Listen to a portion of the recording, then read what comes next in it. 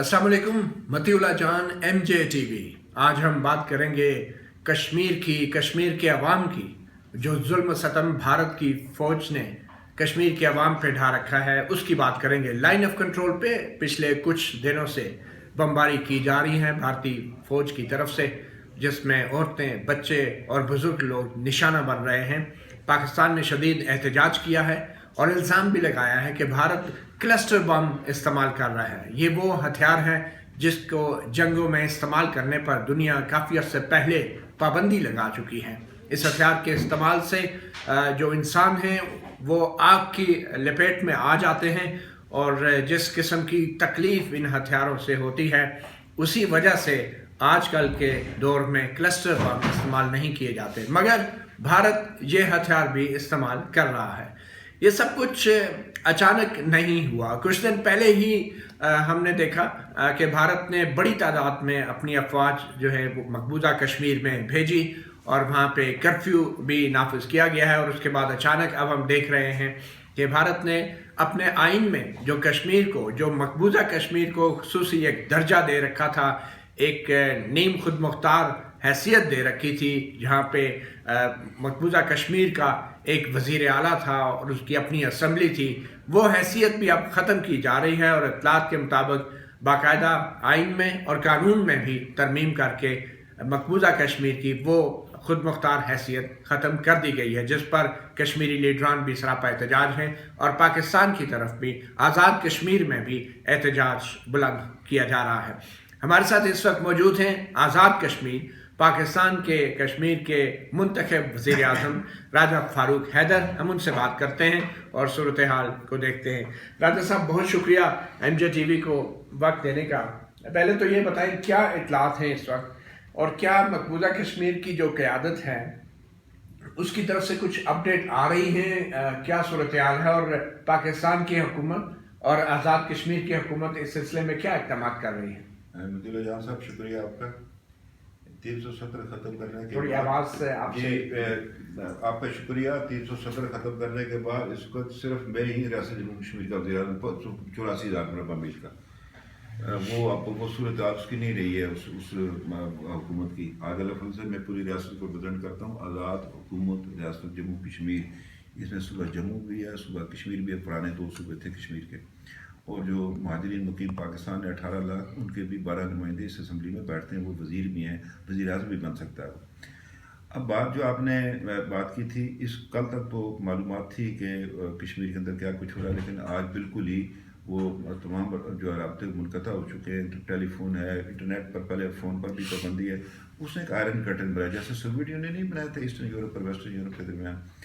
दूसरा ये है कि वो बेंजामिन नेतन्याहू से बड़ा मुतासर है मोदी, और वो खुद तो नहीं नाम लेता, लेकिन उसकी जो बाकी गुजरा है वो उसकी बड़ी तारीफ़ें करते हैं जो वेस्ट बैंक में कर रहा है। अब उसे 2 काम किए। एक जो 370 थी, जो नाम नया जो था, वो सेशन का इंस्ट्रूमेंट जिस पर महाराजा हरि सिंह ने दस्तखत किए थे, उसमें उन्होंने 3 दिए थे महकमे हिंदुस्तान को, खारजा, दिफा और अपना ये इसके करेंसी के, ये 3 जो उन्होंने दिए थे उनको महकमे दिए थे हिंदुस्तान को, मरकज़ को। फिर 370 रखा हुआ था, उसमें रियासत जम्मू कश्मीर जम नहीं हुई थी हिंदुस्तानी यूनियन के अंदर जैसे बाकी सूबे।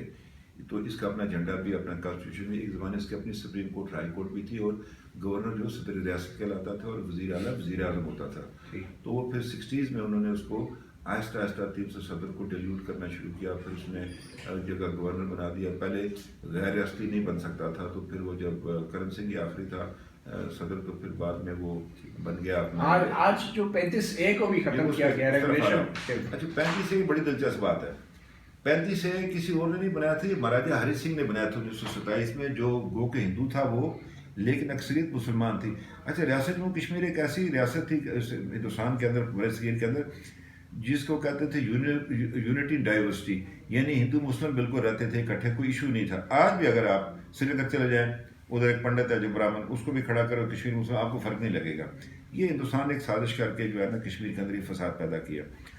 अब गुजारिश आपसे यह है कि 35A में उसमें जो कुछ मुज़मरात हुई है कि वेस्ट पाकिस्तान के कोई 6.5 लाख रिफ्यूजीज जो है वो अभी भी उधर फिर रहे हैं उस जम्मू के अंदर, سابق مغربی پاکستان میں، خاص طور پہ زیادہ پنڈی ڈویژن کے اور یہ ڈسٹرکٹ اٹک کے لوگ ہیں وہاں پر. اب جب وہ ختم کرے گا تو ان کو وہ دے دے گا. اس وقت وہ لوک سبھا میں تو ووٹ دیتے ہیں وہ ان کے لیے، لیکن وہ کشمیر کی اسمبلی میں نہیں دیتے. تجارت مطلب کرتے ہیں، کاروبار مطلب پراپرٹی نہیں خرید سکتے اور اپنا ووٹ نہیں ڈال سکتے اور وہاں کے شہری نہیں ہیں، تو ان کو وہ شہری بنا گا. اب کشمیر کے بعد کروڑوں میں نہیں ہے، 2.5 لاکھ مسلمان 6 نومبر سے لے کر 15-20 دن کے درمیان انہوں نے ان کا قتل کیا جموں کے اندر. اور اس وقت 18 لاکھ ریفیوجی جو ہے وہ بیٹھے ہیں. اور ہمارے منسٹر صاحب جو ہے یہ بیٹھے ہوئے قادری صاحب، یہ صوبہ کشمیر سے ہیں، یہ ادھر سے آئے ہوئے. تو اس وقت یہ لوگ یہاں پر بیٹھے ہوئے ہیں، تقریباً 18 لاکھ ریفیوجی بیٹھا ہوا ہے. تو تھوڑی سی بات ہے ریاست کی، تو 10-12 لاکھ سے بھی آپ آلٹر کر سکتے ہیں اس کو. اب جو صورت حال وہ یہ ہے کہ یون ریزولوشن کے تحت پاکستان، ایک تو پہلی بات ہے ہندوستان اور پاکستان اس کے سگنیٹری ہے یون کے چارٹر کے، اور جب آپ اس کو کسی کو چارٹر کو اس طرح کرتے ہیں تو آپ اپنی ساورینٹی بعض معاملوں میں ختم کرتے ہیں، یعنی آپ اس کے پابند بن جاتے ہیں. انٹرنیشنل لا آپ کے اقوام متحدہ کی قراردادیں ہیں فارم، اور وہ آپ کے اوپر حاوی ہوتا ہے، آپ کے لوکل لاز کے اوپر. پھر دونوں جو ہے وہ سگنیٹری ہے یون ریزولوشن کے، سیکورٹی کونسل کے، ہندوستان اور پاکستان، اور ریسٹ آف ادر P5 یا جو ادارہ ہے وہ. تو نہ ہندوستان آلٹر کر سکتا ہے کشمیر کی صورت، نہ پاکستان کا، دونوں نہیں کر سکتے. اس لیے جو اس نے کہا یہ یک طرفہ اس کی مطلب فلیگرنٹ وائلیشن کی ہے اس نے اس کی سیکورٹی قرارداد. ابھی بھی لائن آف کنٹرول پر ادھر ملٹری آبزرور ہیں ان کے بیٹھے ہوئے. کل وہ گئے ہوئے تھے وہاں پر نصیری کے مقام پر جہاں وہ دیکھ رہے تھے وہ جو کلسٹر ایمونیشن وہ استعمال کرتا ہے، یہ جو ٹائم بمز ہے اس کو وہ دیکھ رہے تھے، ان کی تصویریں آئی ہوئی ہیں، وہ دیکھ رہے تھے. وہ کس لیے بیٹھے کہ یہ متنازع علاقہ ہے. ٹھیک ہے، یہ متنازع علاقہ ہے. فاروق حیدر صاحب، ان سارے اقدامات سے ایک یہ تاثر ملتا ہے کہ بھارت چاہتا ہے کہ لائن آف کنٹرول کو مستقل سرحد قرار دے دے، اور جو کشمیر پاکستان کے پاس ہے وہ پاکستان کے پاس رہے، اور جو بھارت نے جس پہ قبضہ کیا ہے وہ بھارت کے پاس رہے. تو کیا یہ جو ہے کوئی ایسا آپ کو امپریشن مل رہا ہے کہ بھارت اس معاملے کو، لائن آف کنٹرول کو ایک مستقل سرحد قرار دے کے ختم کرنا چاہ رہا ہے، اور کیا ایسا ممکن ہے؟ ایسا ہے گو کہ ہندوستان نے وجود میں کی، لیکن اس نے بڑی کلیور موو کی ہے کہ اس نے اس کو ہندوستان میں کر لیا. تو کل اگر وہ ساتھ سے رکے اچھا جی یہ میرے پاس ہے تو یہ تمہارے پاس، آپ میرا پوائنٹ سمجھ گئے، بجائے اس کے کہ پہلے تو اس کی 370 کے تحت اس کی خصوصی حیثیت تھی، اس کو کچھ اس میں اور شاید دینا پڑ جاتا، تو اس نے کیا ہے. لیکن میں آپ سے عرض کروں کہ یہ ممکن نہیں ہے. دیکھیں نا مستقل سرحد ممکن نہیں. مطلب کیا مثلا فرض کیجیے میرا کوئی کرنا چاہتا ہے، اس کا مجھے کسی سے بہت محبت ہے، وہ کیا چاہے فاروق حیدر کا ایک بازو میں ایک آپ رکھ لے اور کوئی اور صاحب رکھ لے، میں ایسے ہو نہیں سکتا. تو مثلا میں ڈیوائڈڈ فیملی کا، میری ماں اس کے ساتھ وہاں کی سری نگر کے سارے رشتے دار، میرے باپ کے رشتے دار پہلے اسی کے ساتھ رہتے ہیں، کیسے الگ؟ وہ سب تو ٹھیک ہے، لیکن آپ کو یاد ہے جنرل مشرف کے دور میں مختلف فارمولے پیش کیے گئے. اس نے بیڑا گرک کیا جنرل مشرف نے. بنیادی خرابی جنرل مشرف نے کی جو اس نے 4 نکاتی فارمولہ دیا. ہماری بنیاد یون ریزولوشن پر ہے، وہ کہتے ہیں گنجی نہائے گی کیا، نچوڑے گی کیا، ہم اس کو چھوڑے ہمارے پاس بچتا کیا. پھر اس کی وجہ سے جو ہے ہمارے اوپر خونی لکیر کھینچی گئی. کون سی؟ ایک تو سیز فائر لائن، پھر لائن آف کنٹرول، پھر جو فینس لگ گیا اسے. میں آپ کو چھوٹی سی بتاؤں فینس سے کیا ہوا. ہندوستان کہتا ہے انسان کیا جانور نہیں جا سکتے. ہماری چونکہ رقبہ چھوٹا ہے، ہماری آبادی جو ہے وہ جنگلوں کے قریب ہے، لائن آف کنٹرول کے قریب ہے، وہ جنگلی جانور ہیں وہ آ کر ہمارے. تو یہ جو باڑ لگائی گئی تو کیا ہماری حکومت کو وہ باڑ لگانے دینے چاہیے تھی اور روکنا نہیں چاہیے تھا، مزاحمت نہیں ہونی چاہیے تھی؟ یہ جو LOC پہ باڑ لگائی گئی، یہ 9/11 کا جو واقعہ تھا تو اس میں جنرل مشرف نے کمزوری دکھائی. جب امریکہ نے دھمکی دی تھی کہ تم میرے ساتھ ہو، یہ کس کے ساتھ ہو، یہ اس ویکنس میں اس نے اپنے اقتدار کو لیجیٹیمیسی دینے کے لیے، اس کو لمبا کرنے کے لیے اس سے کام کیا. ظلم کیا اس نے پاکستان کے ساتھ بھی کیا اور کشمیری کے ساتھ. تو کیا کرنا چاہیے تھا؟ باڑ کو روکنا چاہیے تھا، نہیں بننے دینی چاہیے تھی. جی اچھا ابھی دیکھیں اب کیا ہوگا. میں آپ کو باڑ کی بات ہوں. ہندوستان کا 3-4 جگہ سے کاٹے گا باڑ کو، خود کٹوائے گا، اور وہ کہے گا یہاں سے انفلٹریشن ہو رہی ہے. ٹھیک ہے، اس نے پاکستان پر الزام لگانے. کرتا کیا وہ اس نے کشمیری نوجوانوں کو پکڑا ہوا ہے کچھ عرصے سے، ان کو لے جا کر باڑ سے اس طرح آ کر مارے گا، کہے گا جی یہ درانداز تھے، جو ان کا لفظ ہے. چلے یہ تو اب پروپیگنڈا. تھوڑا سا ہم آگے کی طرف چلتے ہیں. یہ بتائیں کہ پاکستان کی حکومت اور آزاد کشمیر کی حکومت، اس وقت پاکستان میں 2 ہی وزیر اعظم ہیں، ایک آپ ہیں اور ایک وزیر اعظم عمران خان ہیں. تو اتنا اہم دورہ تھا امریکہ کا، عمران خان کا، صدر ٹرمپ سے ملاقات تھی، ہمارے فوج کے سربراہ وہاں گئے، ISI کے سربراہ وہاں موجود تھے. تو اس دورے سے پہلے کیا کشمیر کی قیادت کو یا کشمیر کے وزیر اعظم کو اعتماد میں لیا گیا؟ ایسے ہے کہ یہ اسپیسیفک تھا افغانستان کے حوالے سے. یہ میرا اپنا جو خیال ہے کہ اسپیسیفک تھا دورہ افغانستان کے حوالے نہیں سے. آپ کا خیال تو ہے لیکن کیا آپ سے رابطہ کیا گیا, بتایا گیا یہ کس بارے میں ہے, کیا ہو رہا ہے؟ نہیں, چونکہ کشمیر اس کے ایجنڈے پہ میرا خیال ہے نہیں تھا اطلاع اس کے اوپر, تو صورتحال ایسی تھی تو اس لیے ہماری ان سے کوئی بات نہیں. البتہ یہ جو آپ نے بات کی تو وہی دن وہ ہمارے صدر صاحب ہیں, ان کو میاں نواز شریف صاحب کے مظفر آباد کہ یہ ایک ہی آدمی, اس کو میں کہتا ہوں وزیر اعظم صاحب, ایک ہی وزیر اعظم پاکستان کا ہوتا ہے پاکستان کے اندر. اب گزارش اس میں میں آپ سے کرنا چاہتا ہوں کہ پچھلے ایک آدھ دن سے مثلا کا نیشنل سیکورٹی کا اجلاس تھا, اس میں انہوں نے مجھے بلایا تھا. وہاں پر جو گفتگو ہوئی وہ چیزیں ایسی ہیں کہ جو نیشنل سیکورٹی کی وجہ سے آدمی کسی کو بتا نہیں سکتا, ہم نے الف اٹھایا ہوتا ہے. لیکن اس کے اندر جو گفتگو ہوئی تھی وہ یہی تھی کہ پاکستان نے ایک اسٹرانگ جو ہے نا ڈپلومیٹک افینسو لانچ کرنا ہے, اور آج جو میری معلومات اس کے تحت اس کو تیاری ہو رہی ہے کہ پاکستان جو ہے وہ سیکورٹی کونسل کے اندر جائے.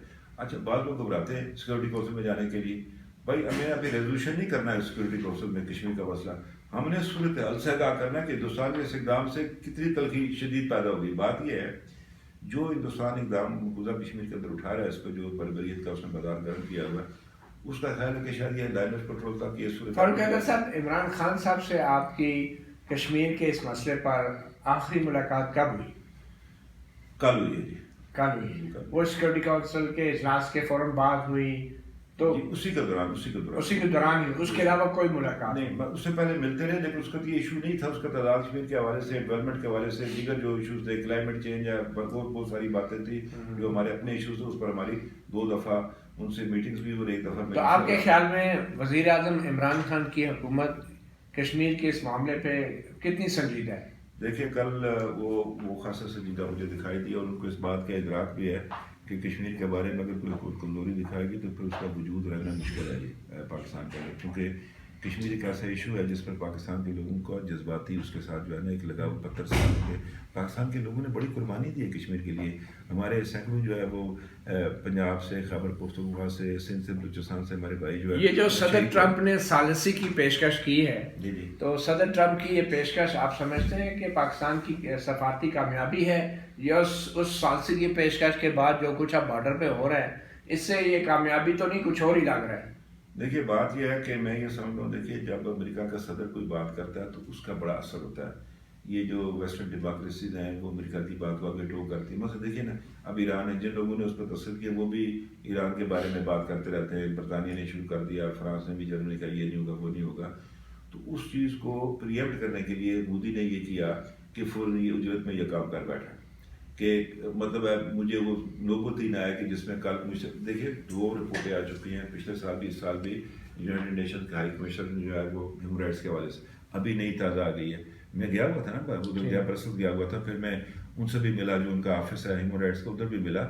تو وہ اب اس کو یہ تھا کہ یہ اب بات تو نہیں. صدر ٹرمپ نے جو ثالثی کی پیشکش کی, آپ سمجھتے ہیں وہ سنجیدہ پیشکش ہے؟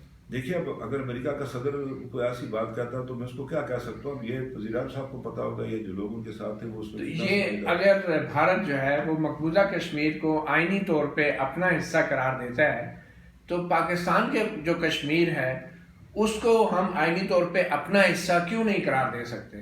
تو پھر جھگڑا کس بات کا؟ اگر آپ نے اس کو قرار دینا تو پھر ہندوستان نے جو کیا ٹھیک ہے, بات ہی ختم ہوگی. پھر لائن آف کنٹرول جو ہے وہ بین الاقوامی قانون جو ہے وہ ممالک کے آئین کو تسلیم کرتا ہے. وہ بھارت اگر آئین کو کے تحت کشمیر کو اپنا حصہ بناتا ہے تو پھر اگر ٹرمپ بھی ثالثی کرے گا تو وہ تو بھارت کا حصہ تسلیم کرنے کے بعد ثالثی پہ لیے آئے گا بیچ میں. ہمارا تو کشمیر اور گلگت بلتستان ابھی تک آئینی طور پہ پاکستان کا حصہ نہیں ہے. میں آپ سے عرض کروں, آئینی طور پر پاکستان کے اندر گلگت بلتستان حصہ آزاد کیوں حصہ, آئین کا آرٹیکل 1 پڑھ لیں, اس میں کیا لکھا ہوا, اور 257 میں کشمیر کے بارے میں بات لکھی ہے.